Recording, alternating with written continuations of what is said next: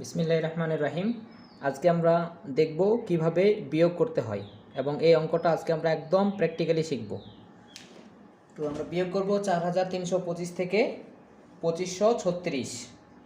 তো এই অঙ্কটা করার জন্য যেহেতু আমরা বলেছি প্র্যাকটিক্যালি শিখব, তো এই 4325 টাকা নিয়ে আমরা বাজারে গেছি আর 2536 টাকা খরচ করেছি।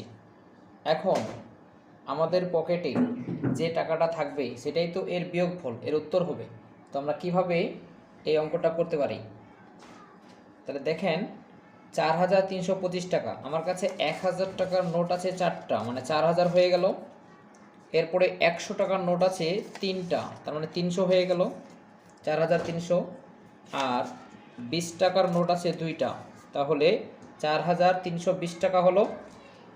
আর 1 টাকার নোট আছে 1 2 3 4 5, 5টা, তার মানে আমার কাছে অর্থাৎ আমার পকেটে আছে এখন 4325 টাকা। আমি দোকানে গিয়ে খরচ করেছি, একক স্থানীয় অঙ্ক মানে 1 টাকা, 6টা খরচ করেছি। দশক স্থানীয় অঙ্ক 3টা মানে 30 টাকা খরচ করেছি। শতক স্থানীয় অঙ্ক 5 মানে 5টা 100 টাকার নোট, 500 টাকা খরচ করেছি। আর হাজার স্থানীয় অর্থাৎ 2টা 1000 টাকার নোট খরচ করেছি। তাহলে 2536 টাকা মোট খরচ করেছি। তাহলে দোকানদারের কাছে আমরা এই 2536 টাকা কিভাবে দিতে পারি, এটা আমি 2টা প্রসেসে শেখাবো। প্রথম প্রসেসটা দেখি। 1 টাকার নোট আছে 5টা, কিন্তু বিল হয়েছে 6 টাকা। তো 5 টাকা থেকে তো 6 টাকা দেওয়া যাবে না, আমার কাছে আছে 5 টাকা, আমি 6 টাকা কি করে দিই? আবার আমার কাছে এদিকে 10 টাকার নোট আছে, এগুলো তো বড় বড় নোট, 1000 টাকা আর 100 টাকা। তাহলে সম্ভব নয় একটা 10 টাকার নোট পাশের দোকান থেকে খুচরা করে নিয়ে আসি, সেখান থেকে আমি 10টা নোট পাবো। 1 2 3 4 5 6 7 8 9 10। এই যে আমি একটা 10 টাকা দামের নোট খুচরা করে নিয়ে আসলাম, আমি 1 টাকার নোট পাইলাম 10টা। আমার কাছে এখন 1 টাকা দামের নোট কিন্তু হয়ে গেল 15। এই যে আমরা বলি 1 ধার করি, ওই ধারটা অ্যাকচুয়ালি 1 না, এই যে এখান থেকে যে 10 টাকার নোট ছিল সেই 1টাকে খুচরা করা হয়, খুচরা করে আমাদের কাছে নোট হলো এখন 15টা 1 টাকার নোট। তাহলে 15টা 1 টাকার নোট থেকে যদি 6টা নোট দিয়ে দিই, তাহলে 6টা নোট আমি দিয়ে দিচ্ছি এখান থেকে। এই যে দোকানদারকে 1 2 3 4 5 6, এই যে 6টা নোট আমি দিয়ে দিলাম, বিল পরিশোধ হয়ে গেল। তাহলে আমার কাছে 1 টাকা নোট অবশিষ্ট থাকলো 1টা 2টা 3টা 4টা 5টা 6টা 7টা 8টা 9টা। তাহলে আমার কাছে এখন 1 টাকার নোট আছে 9টা। এখন এই যে এখানে আমি 2 লিখে রাখছি, এই 2টা নোট কিন্তু আমার কাছে নাই। এই যে 10 টাকার নোট কিন্তু আমার কাছে আছে অনলি 1টা, কিন্তু আমার খরচ হয়েছে 3টা 10 টাকার নোট। তাহলে 3টা 10 টাকার নোট তো আমি পে করতে পারবো না, 30 টাকা তো দিতে পারবো না, কারণ আমার কাছে আছে 100 টাকার নোট, 1000 টাকার নোট আর 10 টাকার নোট একটা, কিন্তু বিল দিতে হবে আমার 3টা 10 টাকার নোট, মানে 30 টাকা বিল দিতে হবে। তাহলে আমার কি করতে হবে এখন? এই যে 100 টাকার নোট একটাকে খুচরা করতে হবে। আমি এটা নিয়ে গেলাম খুচরা করার জন্য, আর ওটা পরিবর্তে 1 2 3 4 5 6 7 8 9 10, আমি একটা 100 টাকার নোটের পরিবর্তে 10টা 10 টাকার নোট পেয়ে গেলাম। তাহলে আমার কাছে এখন 10 টাকার নোট কয়টা হলো? আগে ছিল একটা, এখন পাইলাম 10টা, মোট হয়েছে 11টা। এখান থেকে আমি 3টা নোট দোকানদারকে দিয়ে দিলাম। তাহলে আমার পকেটে থাকলো 1টা 2টা 3টা 4টা 5টা 6টা 7টা 8টা নোট থাকলো। তাহলে এখানে হচ্ছে 8। এখন আমার কাছে কি আর 3টা 100 টাকার নোট আছে? নেই। এই যে আমার কাছে অনলি 2টা 100 টাকার নোট আছে, কারণ একটা আমি খুচরা করে ফেলেছি, কিন্তু আমাকে বিল পে করতে হবে 500 টাকা, 5টা 100 টাকা দামের নোট আমাকে দিতে হবে। কিন্তু আমার কাছে আছে 8টা আছে 10 টাকার নোট, 9টা আছে 1 টাকার নোট, পকেটে 100 টাকার নোট রয়েছে আমার কাছে অনলি 2টা, আর 1000 টাকার নোট আছে আমার কাছে 4টা। তাহলে আমি এখন কিন্তু 500 টাকা বিল এই টাকার মধ্যে থেকে দিতে পারবো না, কোনো রকমে দেওয়া সম্ভব নয়। আমার কি করতে হবে তাহলে? একটা 1000 টাকার নোট খুচরা করতে হবে। আমি পাশের দোকানে গেলাম আর 1000 টাকার নোট খুচরা করে আমি 10টা 100 টাকা দামের নোট নিয়ে আসবো। 1 2 3 4 5 6 7 8 9 10। এই যে আমি একটা 1000 টাকার নোট খুচরা করে 10টা 100 টাকা দামের নোট পেয়ে গেলাম। তাহলে এখন দোকানদারকে কি করব? আমি এখান থেকে 5টা 100 টাকা দামের নোট দিয়ে দেবো। 1 2 3 4 5 দিয়ে দিলাম, বিল পরিশোধ করে ফেললাম। তাহলে আমার পকেটে থেকে গেল 1 2 3 4 5 6 7টা 100 টাকার নোট থাকলো। তাহলে এখানে থাকছে আমার কাছে 7টা 100 টাকার নোট। আচ্ছা, এখন এদিকে 2টা 1000 টাকার নোট খরচ হয়েছে, মানে 2000 খরচ হয়েছে। আমার কাছে আছে 3টা 1000 টাকার নোট। এবার কিন্তু আর খুচরা করার প্রয়োজন নেই। এই যে একটা 2টা আমি বিল পে করে ফেললাম। তাহলে আমার কাছে থাকলো কয়টা? একটা 1000 টাকার নোট। তাহলে এখানে উত্তর হচ্ছে 1। তাহলে আমরা এইভাবে করে বিয়োগ করতে পারি। তাহলে এই অঙ্কটাই আমরা কিভাবে বিয়োগ করলাম আরেকবার আমরা দেখি। সেম অঙ্ক এখানে লেখা আছে, 5 টাকা থেকে 6 টাকা বিয়োগ করা সম্ভব নয়।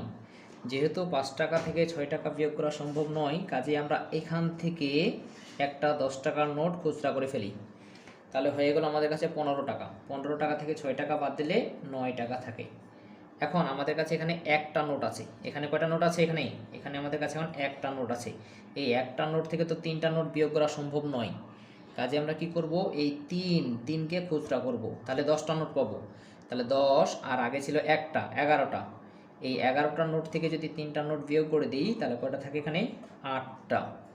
এখন আমাদের কাছে কিন্তু 3টা নোট নেই, এখানে আছে 2টা নোট। 2টা থেকে 5টা বিয়োগ করা যায় না, কাজে এইখান থেকে একটা খুচরা করব, 10টা পাবো। 10 আর 2 কত? 12। 12 থেকে 5 বাদ দিলে 7। এখানে কিন্তু আমাদের এখন 4টা নোট নেই, একটা নোট কমে গেছে, 3টা আছে। 3টা থেকে 2টা বিয়োগ করলে একটা হবে। উত্তর হচ্ছে 1789 টাকা। দোকানদারের কাছে আমার বিল হয়েছে 2536 টাকা। তাহলে তাকে আমার কি করতে হবে? 6 টাকা। প্রথমে বিল হয়েছে কত আমার? এই যে 6 টাকা বিল হয়েছে, তারপর 30 টাকা বিল করেছি, তারপর 500 টাকা বিল করেছি, তারপর 2000 টাকা বিল করেছি। তার মানে আমি সেই দোকানে খরচ করেছি 2536 টাকা। কিভাবে বিল পে করব? আমার 6 টাকা বিল হয়েছে, কিন্তু আমার কাছে আছে 5 টাকা, আর আছে 10 টাকার নোট, 100 টাকার নোট, 1000 টাকার নোট। বিল দেওয়া সম্ভব নয়। এখান থেকে আমি কোনো রকমেই তাকে 5 টাকা দিতে পারবো না, 6 টাকা দিতে পারবো না, কারণ আমার কাছে অনলি 5 টাকা আছে। তখন দোকানদার বলছে যে আপনার তো বিল হয়েছে 6 টাকা, এই যে 6 টাকা, তো আপনাকে আমি আরও 4 টাকা দিলাম। 1 2 3 4, এই যে আপনাকে আমি 4 টাকা দিলাম। তাহলে আপনার বিল কিন্তু হয়ে গেল এখন 10 টাকা। তাহলে আপনি আমাকে এখন একটা 10 টাকার নোট দিবেন। তার মানে সে আগে পাইতো 3টা 10 টাকার দামের নোট, কিন্তু এখন আরও একটা 10 টাকা দামের নোট সে পাবে, কেননা তার কাছে 6 টাকা বিল হয়েছিল, সে আমাদেরকে 4 টাকা ফেরত দিয়েছে, সে এখন 4টা 10 টাকার নোট নেবে। ওকে, তাহলে এখন আমাদের কাছে 1 টাকার নোট কয়টা হয়ে গেল আমার পকেটে? 1 2 3 4 5 6 7 8 9। তাহলে আমার পকেটে এখন 1 টাকার নোট আছে 9টা। আচ্ছা, এবার আমার কাছে 10 টাকার নোট আছে 2টা, কিন্তু তাকে আমার দিতে হবে কয়টা? 4টা নোট দিতে হবে, কারণ 3টা খরচ করেছি আর একটা এই যে খুচরা ছিল ওইটা আসলো। তাহলে 4টা নোট দিতে হবে, কিন্তু আমার কাছে আছে অনলি 2টা। তো তখন দোকানদার বলছে যে এই 4টা নোট তো হয়েছে, তো আপনাকে আমি আরও 6টা নোট দিচ্ছি। যে 1 2 3 4 5 6, এই যে 6টা 10 টাকা দামের নোট দিয়ে দিলাম। তাহলে আপনার কাছে বিল কিন্তু এখন হয়ে গেল আবার 100 টাকা, কারণ আপনি আমাকে দিতেন 40 টাকা 4টা 10 টাকার নোট, আপনাকে আমি 60 টাকা দিচ্ছি, আপনি আমাকে একটা 100 টাকা দামের নোট দিয়ে দেন। এই যে দোকানদার তার কাছ থেকে একটা 100 টাকা দামের নোট নেবে, তার মানে সে 5টা 100 টাকা দামের নোটের পরিবর্তে এখন 6টা 100 টাকার নোট নেবে। আচ্ছা, তাহলে আপনার কাছে এখন 10 টাকার নোট কটা হয়ে গেল? এই যে 1 2 3 4 5 6 7 8, 8টা হয়ে গেল। তাহলে আপনার কাছে এখন 10 টাকার নোট আছে 8টা। আচ্ছা, এখন আপনাকে বিল পে করতে হবে 6টা 100 টাকার নোট, কিন্তু দেখি আপনার কাছে 6টা 100 টাকার নোট আছে কি না। 1 2 3টা আছে আপনার কাছে 100 টাকার নোট, তাহলে আপনি কিন্তু 3টা নোট দিতে পারতেছেন না, এখানে 6টা নোট দিতে হবে। দোকানদার আবার আপনাকে কি করলো যে 3টা নোট না, আপনাকে আমি 7টা 100 টাকার নোট দিছি, এই যে 1 2 সরি, এখানে তাকে 6টা নোট দিতে হবে। কয়টা নোট দিতে হবে? 6টা, কিন্তু আমাদের কাছে আছে কয়টা নোট? 3টা নোট। তাহলে 6টা 100 টাকার নোট তাকে আমরা দিতে পারছি না। দোকানদার তখন আমাদেরকে আরও 1 2 3 4 এই 4টা 100 টাকার নোট দিয়ে বলে যে আপনি আমাকে আরও একটা 1000 টাকার নোট বেশি দিবেন এখন। তাহলে এখন তাকে আমার 3টা 1000 টাকার নোট দিতে হবে। এখন দেখি আমাদের কাছে 3টা 1000 টাকার নোট আছে কি না। তার আগে আমাদের পকেটে কয়টা 100 টাকা দামের নোট হয়ে গেল? 1 2 3 4 5 6 7, এই 7টা হয়ে গেল। তাহলে এখানে হচ্ছে কত? 7। এবার আমাদের কাছে টাকা আছে 4টা 1000 টাকার নোট, আর সে পাবে 3টা। এবার কিন্তু আমরা তাকে বিল দিতে পারবো, যে 1 2 3, এই যে 3টা নোট তাকে দিয়ে দিলাম। তাহলে আমাদের পকেটে থাকলো একটা 1 টাকার নোট। তাহলে বিল পরিশোধ করার পর আমাদের পকেটে থাকবে 1789 টাকা। তাহলে এই হচ্ছে দ্বিতীয় 6 টাকা। আমাদের কাছে আছে 5 টাকা, বিল পরিশোধ করা যাচ্ছে না, তাহলে আমরা এইখান থেকে একটা নোট তাকে দিয়ে দিব। যদি আমরা একটা নোট দিয়ে দিই, এটা তো 10 টাকা দামের নোট, বিল হয়েছে 6 টাকা, তাহলে সে আমাদেরকে 4 টাকা ব্যাক দিবে। তাহলে ওই 4 টাকা আর আমাদের কাছে 5 টাকা ছিল, কত হলো আমাদের কাছে? 9 টাকা। কিন্তু আমাদের কাছে এখন আর 2 নেই, আছে কত? একটা নোট আছে আমাদের কাছে, এখানে একটা নোট আছে, একটা, 2টা নাই আর। এখন 3টা নোট বিল দিতে হবে, এখান থেকে আমাদের 30 টাকা বিল দিতে হবে, কিন্তু আমাদের কাছে আছে মাত্র 10 টাকা। তাহলে এইখানে এই যে 100 টাকা দামের নোট একটা আমরা দোকানদারকে দিয়ে দিই, যখন আমরা 100 টাকা দিয়ে দিই, সে 30 টাকা নিয়ে 70 টাকা ব্যাক দেবে। তাহলে 70 আর 10 কত হলো? 80। এই যে 8টা 10 টাকা দামের নোট হয়ে গেল আমাদের পকেটে। এবার এখানে কিন্তু আর 3 নেই, এখানে 2 হয়ে গেল, কারণ 1 কমে গেছে। এবার 500 টাকা বিল হয়েছে। 500 টাকা বিল কীভাবে পে করতে পারি? একটা 1000 টাকার নোট তাকে আমরা দিয়ে দিই, তাহলে 500 টাকা নেওয়ার পর সে আমাদেরকে 5টা 500 টাকা দামের নোট দিয়ে দিবে, 100 টাকা দামের নোট দিয়ে দিবে। তাহলে 500 টাকা যদি সে ব্যাক দেয়, তাহলে 500 আর 200 কত হলো? 700, মানে এই যে 7টা 100 টাকা দামের নোট। আমাদের কাছে এখন এখানে 3টা নোট আছে, তাহলে 3টা নোট থেকে 2টা নোট যদি বিয়োগ করে দিই, এবার হবে একটা নোট, এই যে 1789 টাকা। 2536 আমাদেরকে বিয়োগ শেখানো হয়েছে এভাবে, 5 থেকে 6 বড়, বিয়োগ করা যায় না। 1 ধার করলাম, তাহলে 15 থেকে 6 বিয়োগ করলে 9 হয়। প্রশ্ন 1, আপনি ধার করলেন 1, তাহলে হলো 6, তাহলে আপনার এখানে 15 হলো কি করে? 1 নম্বর প্রশ্ন। তার মানে আপনি 1 ধার করেন নাই, আপনি 10 ধার করেছেন, ঠিক আছে। এবার 1 এখানে যোগ করছেন 4, তাহলে 2 থেকে 4 বিয়োগ করা যায় না, 12 ধরতে হয় এটাকে। 12 থেকে 4 বিয়োগ করলে কত হচ্ছে? 8। এখন কথা হচ্ছে আপনি ধার করেছেন কার কাছ থেকে আর পরিশোধ করেছেন কার কাছে, এখানে আপনি 1 যোগ করবেন কেন? এটা হচ্ছে 2 নম্বর প্রশ্ন, এটার উত্তর নেই, আপনি উত্তর দিতে পারবেন না, এখানে কেন আমরা যোগ করি। আচ্ছা, তাহলে 12 থেকে 4 বাদ দিলে 8, আবার এই যে 1 ধার করলাম, এখানে দিতে হবে, কেন দিতে হবে আপনি উত্তর বলতে পারবেন না। 6 হলো, তাহলে 13 থেকে 6 বাদ দিলে কত হচ্ছে? 7, আবার আপনি 1 ধার করেছিলেন, তাই এখানে 1 দিয়ে দিন, তাহলে কত হলো? 3। 4 থেকে 3 বাদ দিলে 1। এখন এই অঙ্কটা ছোটোবেলা থেকেই আমরা করে করে অভ্যস্ত, তাই এই প্রসেসটাই আমাদের কাছে সহজ মনে হয়। কিন্তু এখানে যদি প্রশ্নের সম্মুখীন করা হয়, একটা ছোট বাচ্চাকে যখন আপনি বোঝাবেন যে 5 থেকে 6 বিয়োগ করা যায় না, 1 ধার করবেন, তাহলে আপনি বলছেন 1 ধার করবেন, তাহলে তো সে বুঝবে 6 হলো, 15 হলো কি করে। তাহলে আপনাকে অবশ্যই এখানে বলতে হবে আপনি এখানে 10 টাকা ধার করেছেন, অথবা এখান থেকে 1 কমিয়ে 10 বানিয়েছেন, এটা 15 হলো।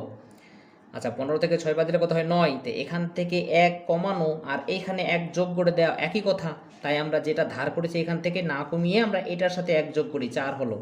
তাহলে এইখানে 2 থেকে 4 বিয়োগ করা যায় না, আবার আমরা এইখান থেকে ধার করি, তাহলে এইখান থেকে ধার করি, এখান থেকে না কমিয়ে আমরা এইখানে বাড়িয়ে দিই, এই প্রসেসে কিন্তু আমরা বিয়োগটা করি। কিন্তু প্র্যাকটিক্যালের সাথে এই বিয়োগের কোনো সম্পর্ক নেই, কারণ আমরা বাজারে গেলে এইভাবে করে কখনো খরচ করি না। আমি যে 3টা প্রসেসের কথা বললাম, এই 3টা প্রসেসেই কিন্তু আমরা বাজার করে থাকি। ওকে, আমার ধারণায় যা আসছিল আমি শেয়ার করলাম।